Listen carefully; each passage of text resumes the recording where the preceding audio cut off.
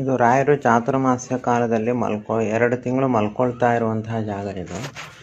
ಮೇಲ್ಗಡೆ ರಾಯರ ಕಾಲದಲ್ಲಿ ಇದ್ದಿದ್ದೇ ಎಲ್ಲ ಹಂಚು ಗಿಂಚು ಎಲ್ಲ ಹಾಗಾಗೇ ಇದೆ. ಸುಮಾರು 400 ವರ್ಷದ ಹಳೇದು, ಯಾವತ್ತೂ ಚೇಂಜ್ ಮಾಡೇ ಇಲ್ವಂತೆ ಮೇಲ್ಗಡೆದು.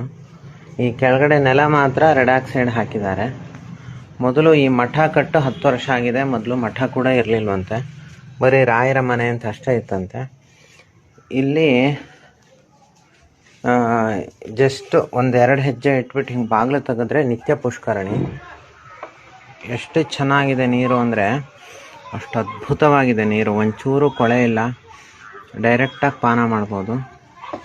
ಅಲ್ಲಿ ಎದುರುಗಡೆ ಕಾಣ್ತಾ ಇರೋ ಅಶ್ವತ್ಥ ಕಟ್ಟೆ ಒಂದು ವರಾಹ ಕವಚ ಪಾರಾಯಣ ಮಾಡಿಬಿಟ್ಟು ಪ್ರದಕ್ಷಿಣೆ ಮಾಡಿದ್ರೆ ಎಂಥವ್ರಿಗೂ ಮಕ್ಕಳಾಗುತ್ತಂತೆ. ಎಷ್ಟೋ ಜನ ದೊಡ್ಡ ದೊಡ್ಡ ವ್ಯಕ್ತಿಗಳೆಲ್ಲ ಬಂದು ಅಶ್ವತ್ಥ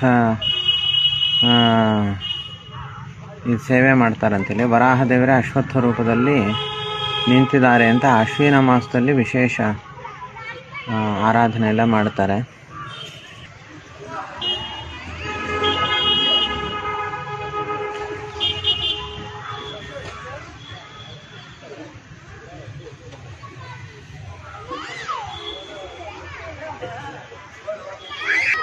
ಇದು ರುದ್ರದೇವರ ಗುಡಿ, ಅದ್ಭುತವಾಗಿದೆ ರುದ್ರದೇವರ ಸನ್ನಿಧಾನ.